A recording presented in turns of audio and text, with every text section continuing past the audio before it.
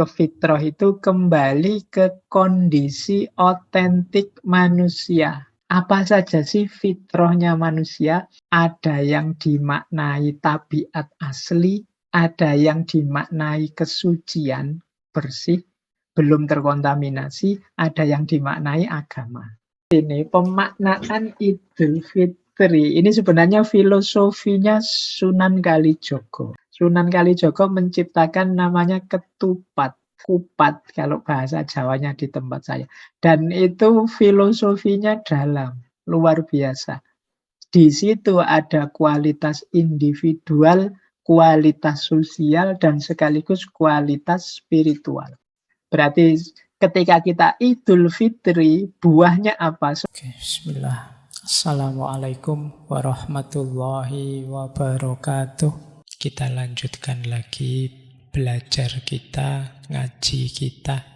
Sudah kita maklumi ya malam hari ini saya diminta untuk menjelaskan tentang makna Idul Fitri. Semoga yang saya sampaikan ini sekedar menguatkan saja. Karena kita itu kan sejak kecil mengalami Idul Fitri. Harusnya sudah tahu Bapak Ibu semua apa itu maknanya Idul Fitri. Tapi kalau belum ya malam ini mari kita belajar. Semoga Idul Fitri nanti dan yang akan datang kita sudah tahu dan bisa mendalami makna-maknanya.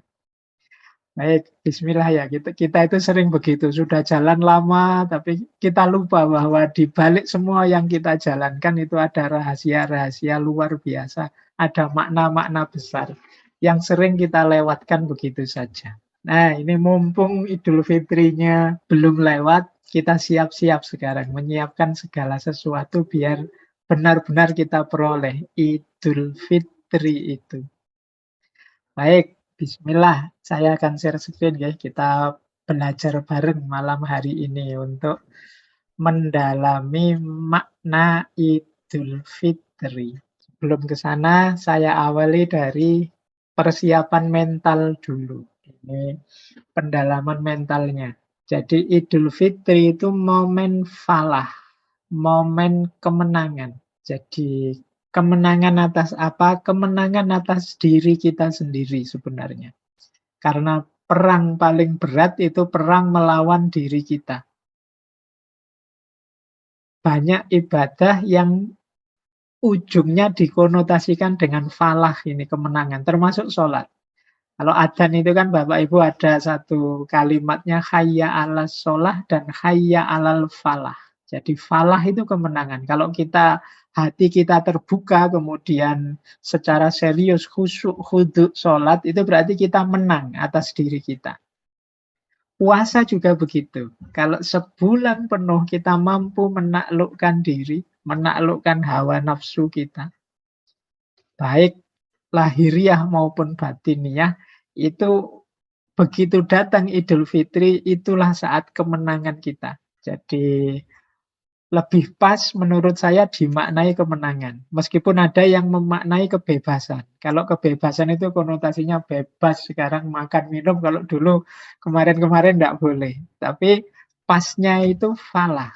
Jadi kita momen menang. Makanya kita mengucapkan selamat Idul Fitri itu minal aidin wal faizin. Semoga termasuk orang-orang yang kembali dan orang-orang yang faiz. Kebetulan nama saya Faiz ini ya. Biar orang yang menang. Jadi biar kita jadi orang yang unggul yang menang. Nah, itu momen falah. Nah, falah ini melahirkan dua hal. Orang yang sadar bahwa dia menang, itu biasanya kesadaran ini melahirkan dua hal. Yang pertama faroh. Faroh itu kegembiraan. Yang kedua syukur. Nah, terima kasih kepada Allah karena capaian-capaian kita apapun itu kan hakikatnya pertolongan dan bantuan dari Allah. Jadi begitu kita menang, maka kita faroh dan syukur. Faroh itu gembira, syukur itu kita mengucapkan terima kasih pada Allah. Nah, ini implikasinya. Efeknya lagi, kalau kita sudah gembira, faroh, dan gembira ini karena kemenangan kita dalam kebaikan, menjalankan perintahnya, menjauhi larangannya, insya Allah kita akan sampai pada titik sa'adah, kebahagiaan.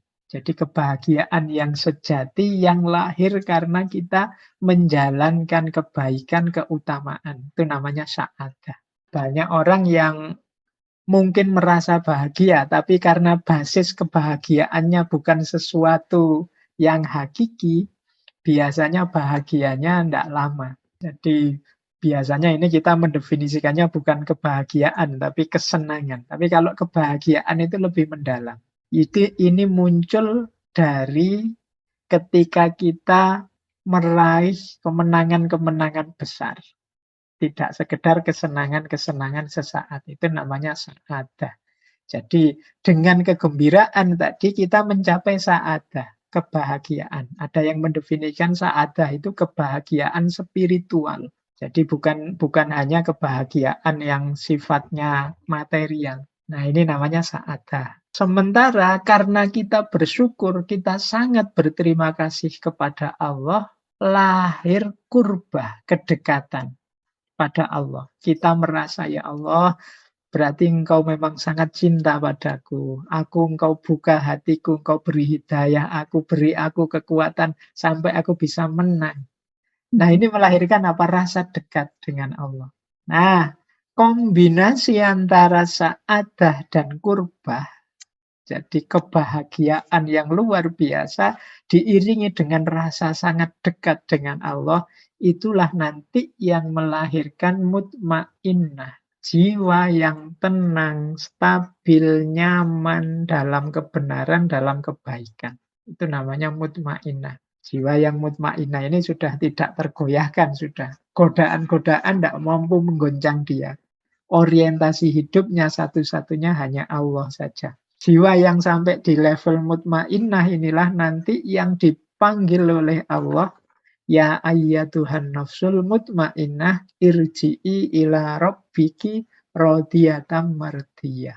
Nah, jadi ini momen Idul Fitri ini ternyata momen luar biasa, momen mutmainnah sebenarnya, yang diawali dari kemenangan kita.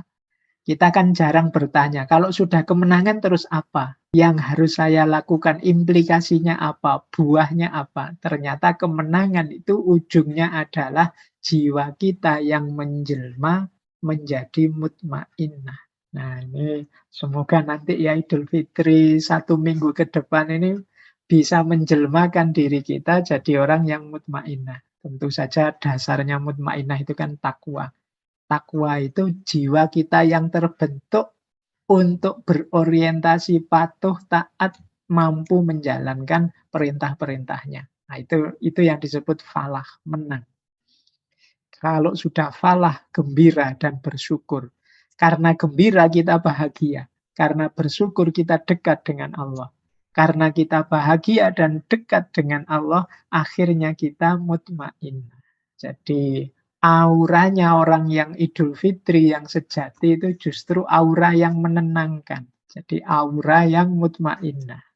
Hawanya itu menggembirakan. Kita saling berdekatan itu kan saling nyaman, saling gembira. Karena jiwa-jiwa kita baru dekat-dekatnya dengan Allah, baru cerah-cerahnya, bahagianya, dan mutmainnah.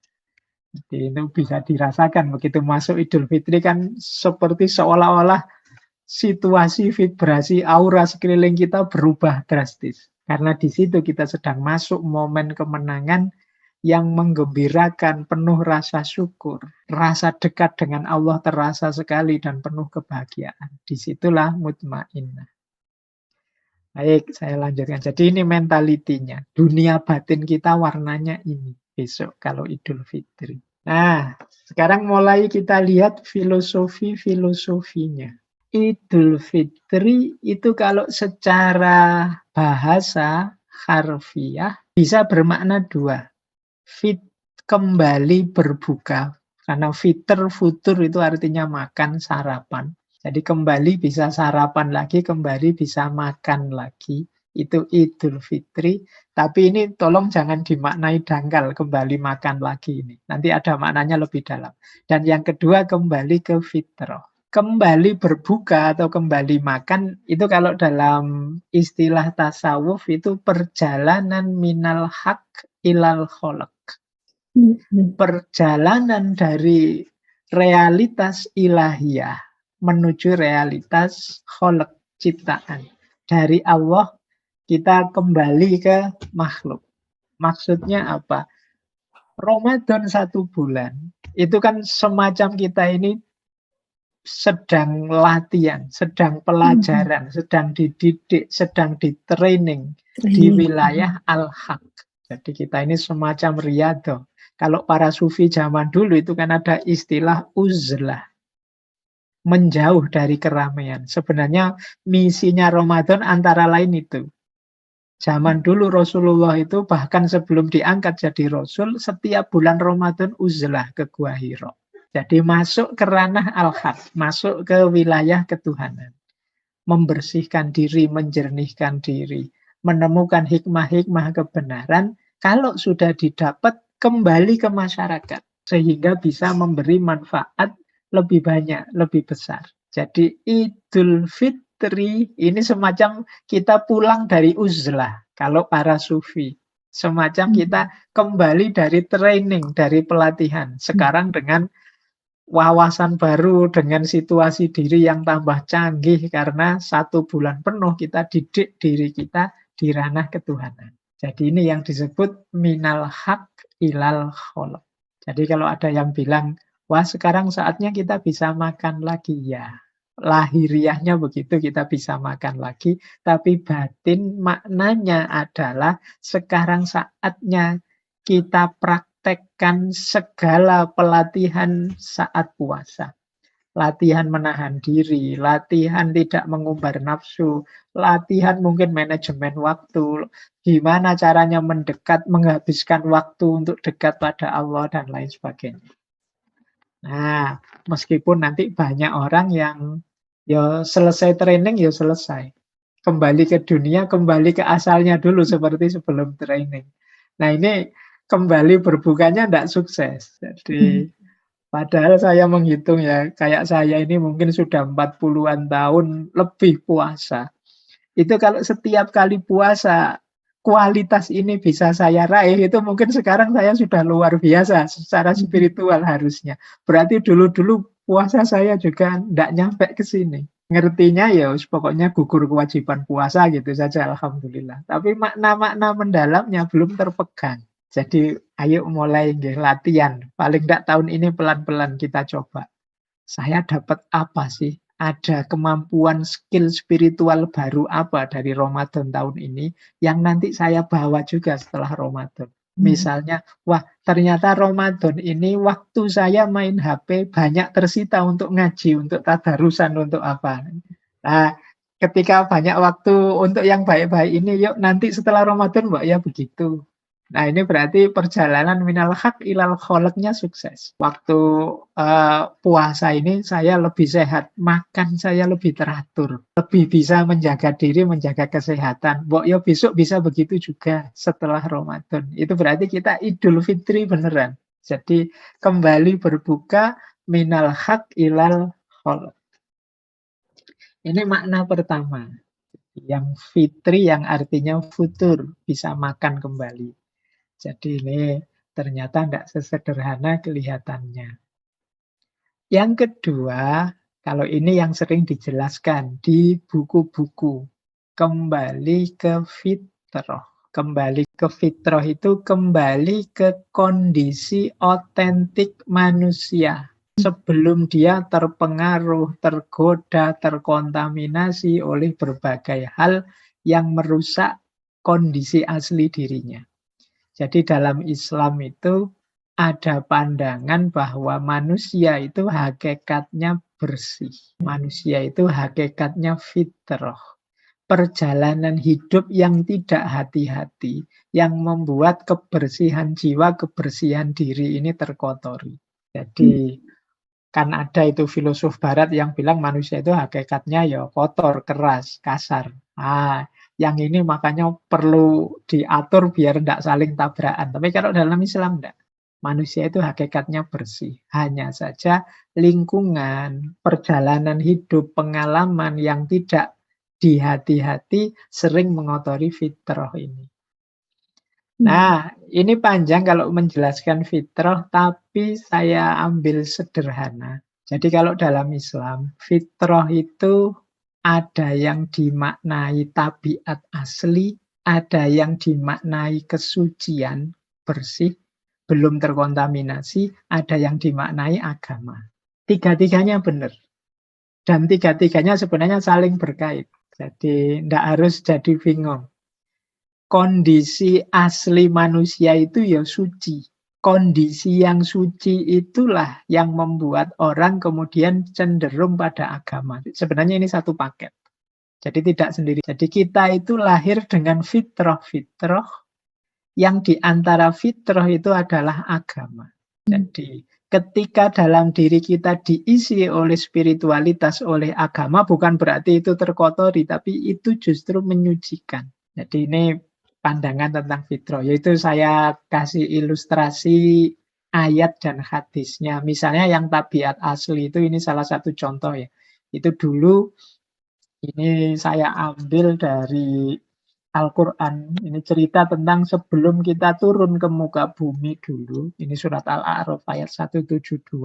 Jadi Allah itu mengambil saksi pada kita di level jiwa. Jadi alastu birobbikum, kata Allah pada jiwa kita. Saat itu jiwa kita menjawab, bala syahidna. Benar, engkaulah Tuhan kami jadi saksinya. Setelah itu kita diturunkan ke muka bumi. Nah, ini penegasan oleh Allah ini sebenarnya menunjukkan bahwa kita itu ke bumi membawa fitrah keimanan. Berarti orang yang menyimpang menjauh dari keimanan, dia bermasalah dengan fitrahnya. Nah, kenapa sih Allah kok bertanya, menegaskan begitu? Nah, itu di ayat terakhir disebut, agar di hari kiamat nanti kamu tidak mengatakan, sesungguhnya kami adalah orang yang lupa. Ikunna wafilin. Karena manusia itu sering lalai, sering lupa. Maka ditegaskan. Jadi kita itu akan gelisah, tidak nyaman hidup, tidak tenang hidup kita kalau menjauh dari kesaksian dan hakikat fitrah diri kita ini. Itu yang disebut fitrah. Orang itu kalau menjauhi fitrahnya, dia akan sulit, tidak nyaman hidupnya. Mungkin ada orang ateis misalnya, dia tidak percaya Tuhan, tapi percayalah, pasti ada hal-hal tertentu yang dalam tanda petik ya, dia pertuhankan. Seandainya dia tidak percaya dengan Tuhan-Tuhan seperti di agama-agama yang ada itu, meskipun dia ateis, pasti ada sesuatu yang dia percaya, dia pertuhankan mati-matian sebagaimana orang beragama mempertuhankan Tuhannya. Karena dalam dirinya ada kecenderungan ke sana. Mungkin dia mempertuhankan pikirannya, gagasannya, ide filsafat tertentu, atau apa saja, pasti ada yang dia pertuhankan. Kenapa? Ada dorongan fitrah untuk bertuhan.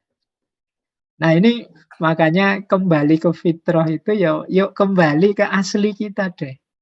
Kita itu karena apalagi Bapak Ibu saya tahu belajarnya macam-macam banyak. Kayak saya ini baca filsafat macam-macam. Itu kadang-kadang ada godaan-godaan untuk mempertanyakan, untuk apa iya begitu, untuk banyak yang seperti itu. Nah ini kalau tidak hati-hati justru blunder, menggelisahkan kita sendiri yang pada gilirannya malah kita tidak tenang, menjauh dari fitrah. Nah, ini penting kita ingat-ingat. Yang kedua, yang kesucian ini Bapak Ibu pasti tahu ya, setiap anak lahir itu pasti dalam kondisi fitrah. Nanti lingkungan yang memberi baju dia, apakah Yahudi, Nasrani, Majusi, kullu mauludin yuladu alal fitrah fa'abawahu yuhawidanihi au yunassironihi au yumajjisanihi. Anak itu nanti akan jadi apa? Orang tuanya yang menentukan. Aslinya dia fitrah. Nah, yang ketiga ini mungkin Bapak Ibu sudah tahu ya bahwa fitrah itu aslinya agama. Fitratallahi allati fatorun nasa 'alaiha. Jadi fitrah dari Allah yang manusia mengikuti fitrah itu. Baik, kalau ini makna-makna teori dari kitab-kitab ya. Kita ringkas saja. Apa saja sih fitrahnya manusia? Kalau ini saya ambil dari Al-Quran. Berarti kalau kita Idul Fitri, kembali murni, kembali fitrah, itu ya hidupnya paling tidak. Nanti ada beragam macam-macam para ulama itu. Ada fitrah itu hanya ini, nanti ada tambahan-tambahan yang lain. Tapi seputar ini, fitrah itu. Yang pertama tadi sudah saya jelaskan ya, fitrah beragama. Itu pasti. Dorongan jiwa untuk beragama itu niscaya. Berarti ketika kita Idul Fitri, buahnya apa? Semakin mantap beragama. Nanti ayatnya Bapak Ibu ngecek sendiri ya, biar nggak lama nanti kajiannya. Ini ada tulisannya, nanti saya kirimkan slide-nya. Yang kedua, fitrah sosial. Nah, jadi manusia nggak boleh egois. Manusia harus bisa hidup bersama yang lain. Manusia harus mampu bekerja sama, ta'awun, tawasau, dan lain sebagainya. Ini sebenarnya awal dari kita punya fitrah sosial. Makanya orang itu kalau kesepian kan gelisah. Kalau tidak ada yang peduli dengan dia kan gelisah. Ya, dicueki orang sakit hati. Kenapa? Ada fitrah sosial. Maka selain perbaikan religius, Idul Fitri itu perbaikan sosial. Nah, ini kalau di Indonesia kan salah satunya kita ada tradisi maaf-maafan, ada tradisi, tidak masalah.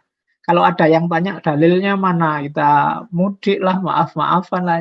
Tidak, karena ini kembali ke fitrah dan di antara fitrahnya manusia itu sosial. Jadi tidak masalah, meskipun mungkin di negara lain tidak ada tradisi-tradisi khusus seperti kita. Di kita ada, kenapa? Bagian dari kembalinya fitrah. Fitrah sosial, hidup bersama yang lain. Nah, yang ketiga, fitrah intelektual. Jadi fitrah intelektual itu fitrah kebenaran. Tidak ada manusia itu yang nyaman ketika sadar dirinya salah, keliru. Bahkan kadang-kadang dia sadar salah pun ingin dibenarkan atau mencari-cari pembenaran. Ini menunjukkan bahwa kebenaran itu fitrah kita. Jadi orang tidak suka dianggap salah, dianggap sesat, dianggap keliru. Nah, ini fitrah kebenaran. Maka di antara Idul Fitri, kalau kita sadar, oh saya masih sering salah di sini, sering khilaf di sini, banyak dosa di sini, ayo dibersihkan. Kenapa? Kita ini punya fitrah kebenaran. Kalau ingin hidup tenang, ya dosa, salah, maksiat yang kita sadar, ayo kita hindari biar hidup kita tenang. Ya selain memang itu kewajiban kita sebagai hambanya Allah. Tapi dari sisi psikologis, kesalahan itu pasti menggelisahkan. Kenapa? Dia fitrah kita, benar itu. Orang tidak akan mau disalahkan, bahkan meskipun dia salah. Kenapa? Inginnya dia selalu benar. Sebagaimana tadi sosial, agama, inginnya selalu begitu. Nah, yang keempat, fitrah berketurunan. Kalau ini sifatnya insting, tidak perlu belajar, kita pasti bisa sudah fitrah berketurunan ini. Ini sudah naluriah, insting itu. Jadi tidak perlu cari referensi banyak-banyak. Ini yang masih muda-muda ya, apalagi yang cowok-cowok itu. Lihat gambar, nyari video, tidak usah belajar terlalu detail, kita pasti bisa. Kenapa? Fitrah. Ada dorongan dari dalam diri kita. Jadi ini salah satu yang nanti kita kembali ke fitri itu menghidupkan fitrah. Dan yang kelima, fitrah keindahan. Indah itu juga fitrah. Boleh dicek surat Al-A'raf ayat 31. Surat An-Nur juga ayat 31. Manusia itu senang yang indah-indah. Kalau ini saya tidak perlu menjelaskan ya. Bapak Ibu bisa merasakan. Apa saja kan kita ingin melihatnya lebih indah. Menatanya lebih indah. Baju kah, buku kah, laptop kah. Itu kan inovasi-inovasi baru itu kan biasanya membuat lebih indah. Nah, itu fitrah juga keindahan. Jadi kalau ada ibu-ibu yang dandan, itu ada ayatnya juga. Tidak apa-apa ya, memang fitrah itu. Ingin aslinya cowok juga begitu, ingin terlihat ganteng. Itu fitrah keindahan. Jadi ingin motornya kelihatan lebih keren. Itu fitrah keindahan. Jadi memang ada dorongan jiwa untuk itu. Dan yang terakhir, fitrah keadilan.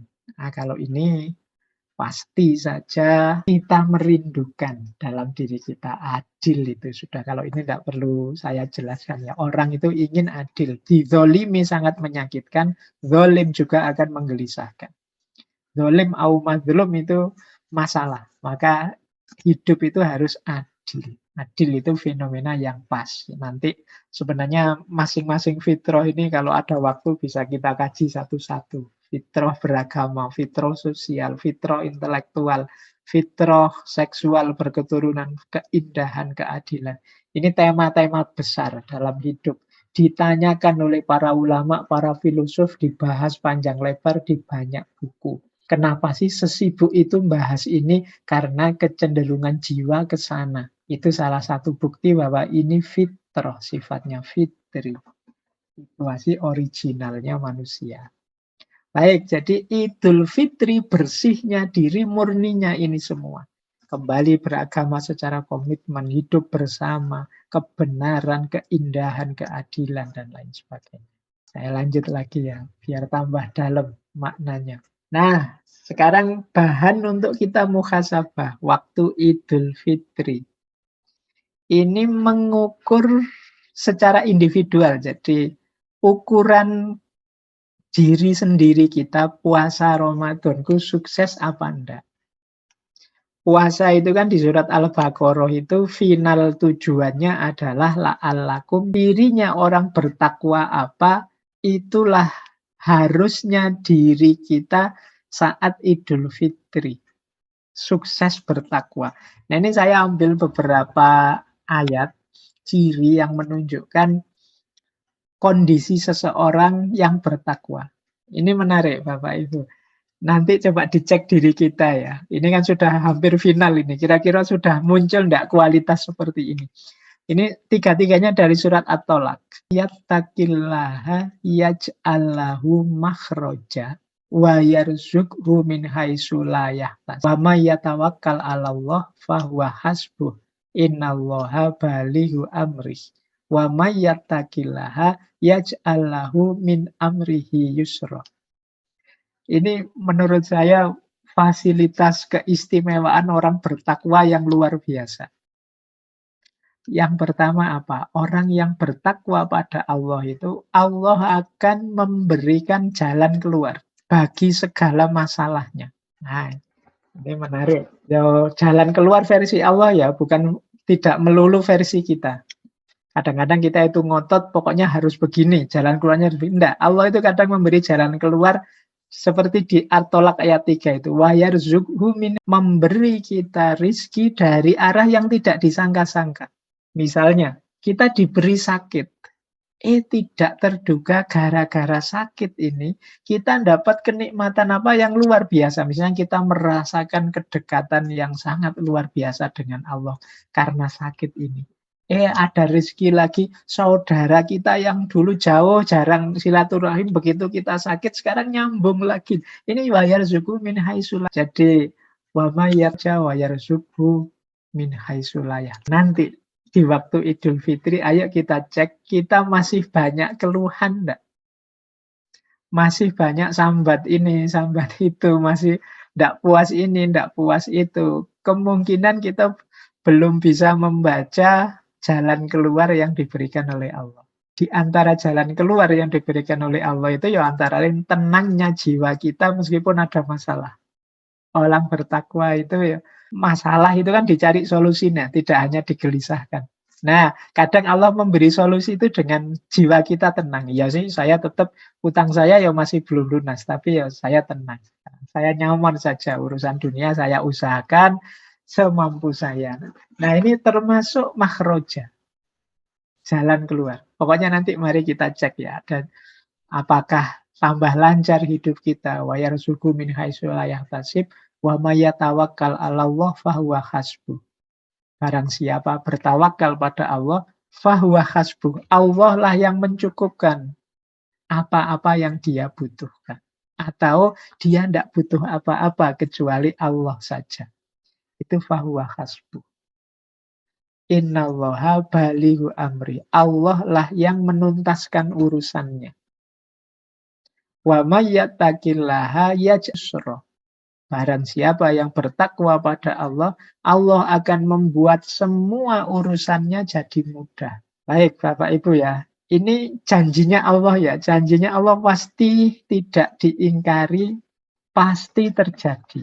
Kalau kita memang level kita sudah takwa, pasti yaj'allahu makhroja yarzuqhu min haitsu la yahtasib yaj'allahu min amrihi yusra.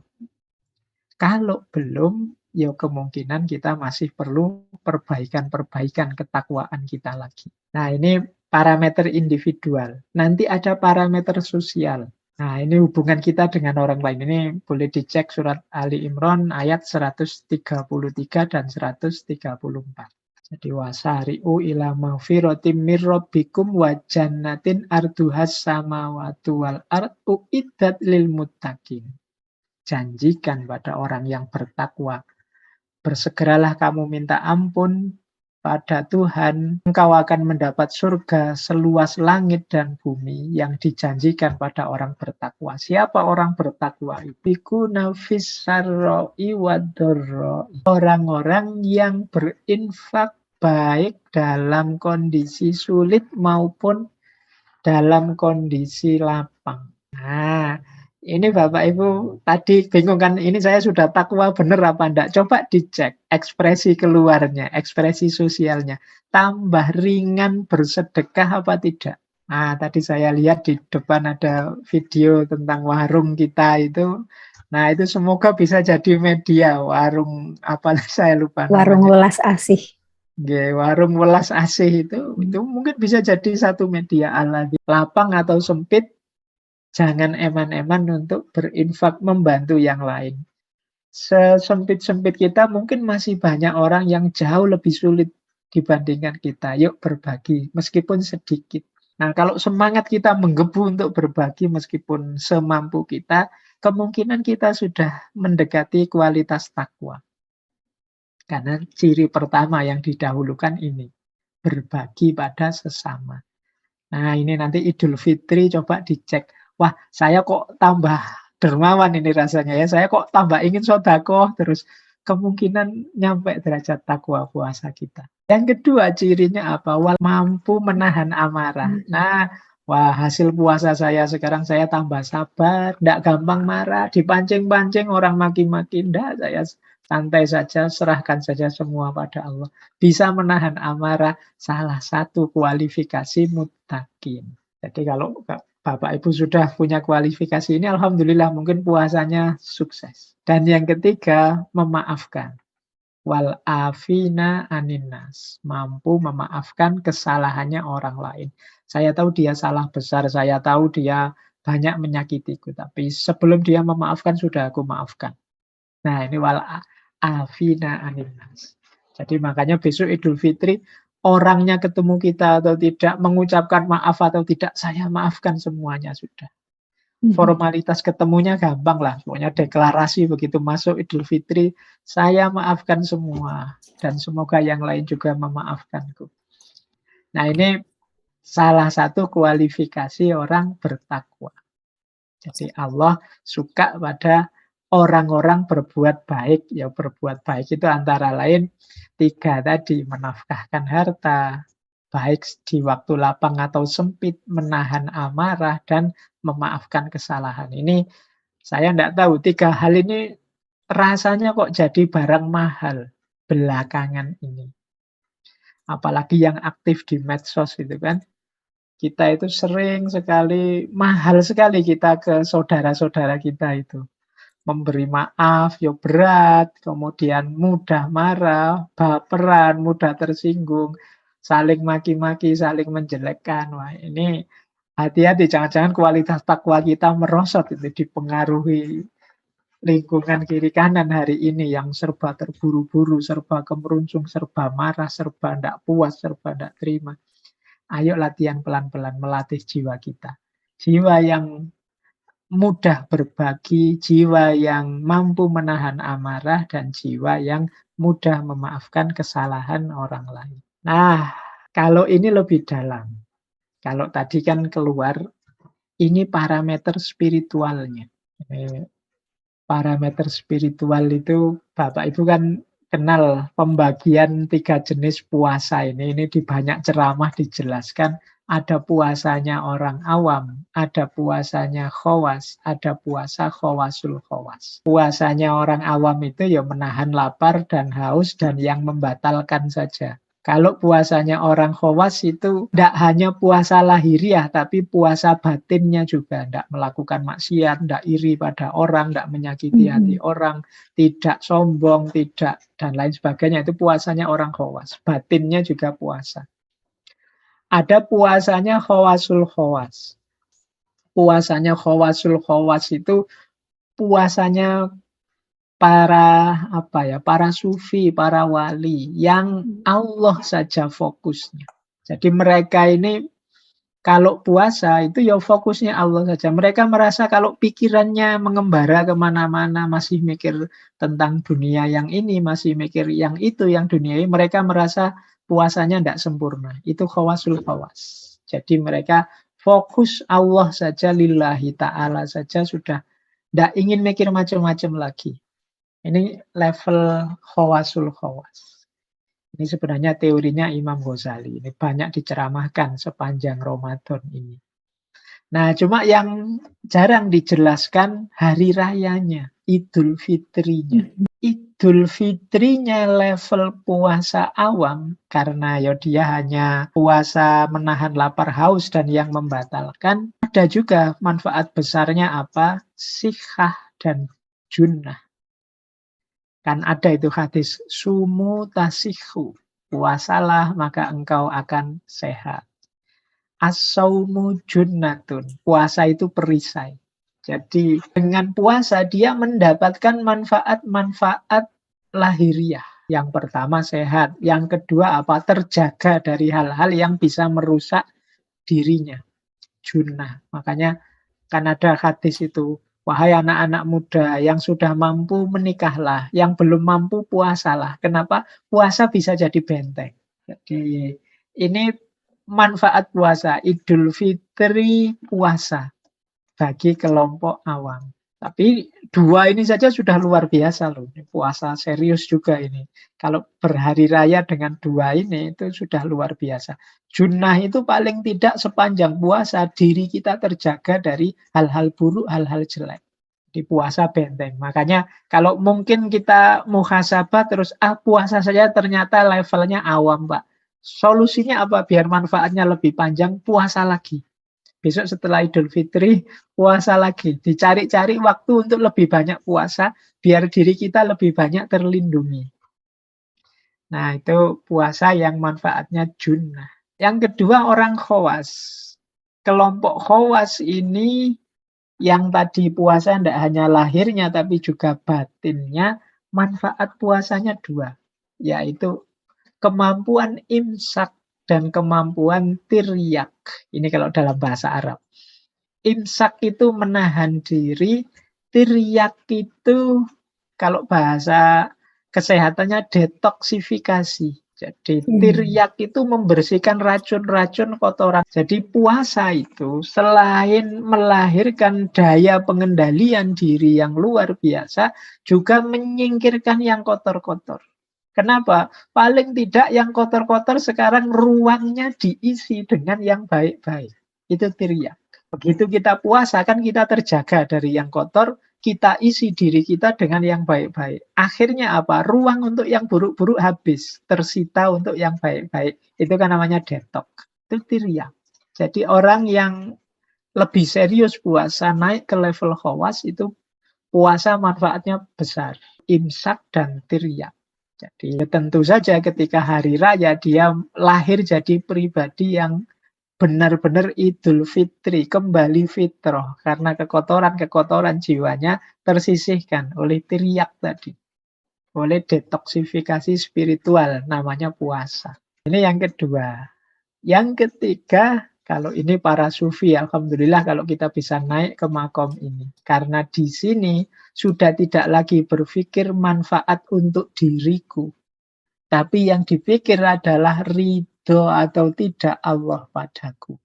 Ini level khawasul khawas sudah. Jadi saya tidak tahu manfaatnya apa untuk diriku, untuk sosial. Enggak. Yang aku perhatikan hanya apakah Allah ridho dengan yang aku lakukan ini. Makanya hari rayanya Khawasul Khawas itu melahirkan mental ikhlas dan mahabbah, rasa cinta kepada Allah. Hidup yang satu-satunya hanya karena Allah dan untuk Allah. Jadi ini kelompok Khawasul Khawas. Jadi ini yang saya sebut parameter spiritual. Jadi seandainya kita puasa, jangan khawatir, tidak ada ruginya. Meskipun level awam sekalipun, kita akan mendapatkan manfaat sikhah dan junnah. Ya, junnah itu benteng, kita terlindungi. Puasa itu kan melindungi kita dari yang buruk-buruk. Mau melakukan yang buruk, iya ya saya puasa. Mau melakukan yang aneh-aneh, iya ya saya puasa. Lumayan jadi benteng kita. Makanya tadi saya bilang, kalau ingin lebih panjang lagi terbentengi, ya diperbanyak puasanya. Tidak hanya di bulan Ramadan. Pak, saya sulit Pak mengendalikan diri, menata batin. Kayak orang-orang khawas. Ya sudah, puasanya saja ditambah. Karena puasa itu kan menciptakan suasana batin yang berbeda dengan kalau kita tidak puasa.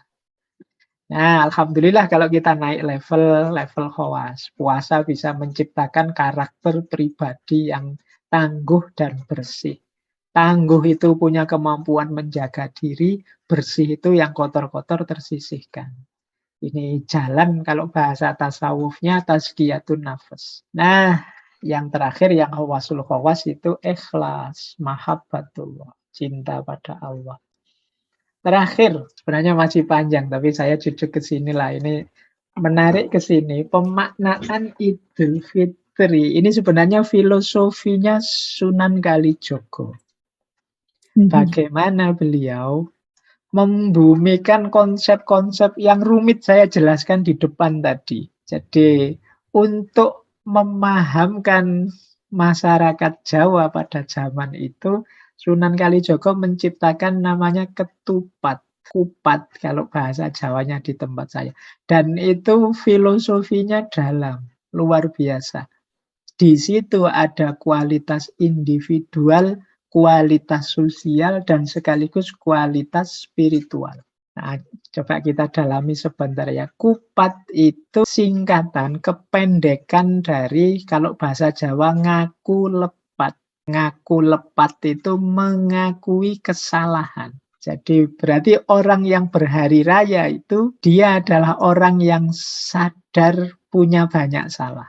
Jadi maka ada maaf-maafan, ada kita saling bertirasirohim, minta kehalalan dari yang lain. Ini makanya ngaku lepat. Atau puasa itu, kupat itu kependekan dari laku papat. 4 laku, 4 perbuatan. Jadi bisa diartikan ngaku lepat, bisa juga artinya laku papat. 4 perbuatan, baik lahir maupun batin. Ini cara para wali ya, mengajar pada masyarakat. Biasanya untuk masyarakat awam biasa ya diajarkan makna lahirnya. Laku papat itu apa sih? Ya takbir, zakat, sholat id, silaturahim. Jadi ini laku lahiriah kita kan kalau Idul Fitri.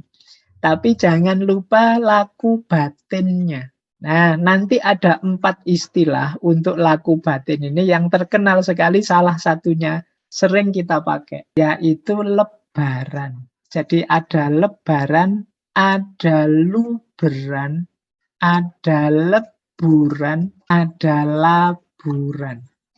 Ini laku papat itu 4 ini secara batin. Jadi makanya tidak apa-apa kita sebut di Indonesia ini hari raya itu disebut lebaran. Tidak apa-apa, itu salah satu maknanya memang lebaran. Lebaran itu artinya apa?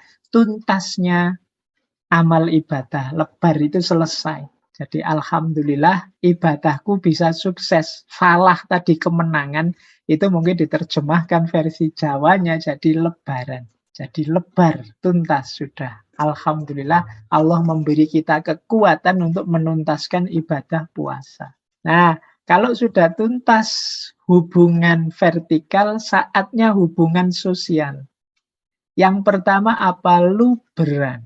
Luber itu ya meluber, melimpah. Jadi yo ayo bersedekah. Ayo berbagi untuk fakir miskin. Zakatnya dikeluarkan. Sodakohnya dikeluarkan. Itu luberan. Jadi di hari-hari Idul Fitri, ayo berbagi dengan sesama, khususnya saudara-saudara kita yang miskin, kekurangan. Itu namanya luberan. Yang ketiga, leburan. Nah, jangan lupa juga dosa-dosa sosial kita, dosa-dosa pada sesama, ayo dilebur secara tuntas. Hubungan dengan Allah kan lebar tadi sudah tuntas. Sekarang hubungan dengan sesama. Disinilah saatnya memaafkan dan dimaafkan. Namanya leburan. Nah, puncaknya apa? Laburan. Kalau laburan itu dari kata labur. Labur itu kalau di Jawa kapur itu yang putih yang dipakai untuk ngecat rumah. Makanya orang Jawa di tempat saya kalau mau Idul Fitri ini banyak sudah yang sibuk ngecat rumahnya lagi. Nah, itu namanya laburan. Laburan itu berarti ya memutihkan diri, menjernihkan hati, simbol kesucian. Idul Fitri itu adalah simbol kita kembali ke fitrah, kesucian. Itulah saatnya laburan. Saatnya kita jadi fitri. Nah, ini gayanya Sunan Kalijogo. Menjelaskan dengan simbol ketupat. Nanti ketupat itu bungkusnya janur. Daun kelapa yang masih muda. Nah, janur itu ya singkatan dari jatining nur atau cahaya sejati. Jadi laku 4 tadi akan bermakna kalau dibungkus oleh cahaya yang sejati. Berarti apa? Orientasinya harus Allah saja. Lillahi ta'ala.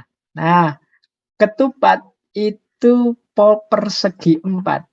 Persegi 4-nya juga bermakna, ini kalau dalam bahasa Jawa ada filosofi kiblat papat limo pancer.